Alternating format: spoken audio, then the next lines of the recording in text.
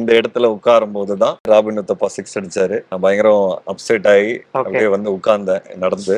லைஃப்ல ஒரு பெரிய ஃபெயிலியர் எனக்கு. நான் ஆடி இருக்கணுமே, நான் ஏன் ஆடல?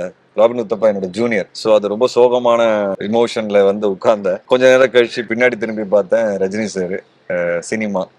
அதுவும் ஒரு 5 வருஷம் 6 வருஷம் ட்ரை பண்ணி சினிமாவோட முயற்சியும் விட்டுட்டேன்.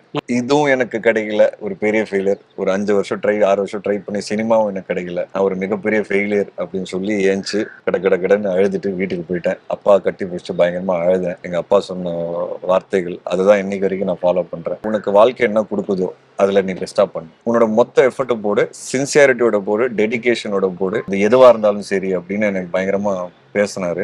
அண்ட் இன்னைக்கு அதே இடத்துல நீங்க என்ன உட்கார வச்சிருக்கீங்க. 15 வருஷம் முடிஞ்சிருக்கு. லால் சலாம் படத்துல, தலைவரோட கிரிக்கெட் படத்துல.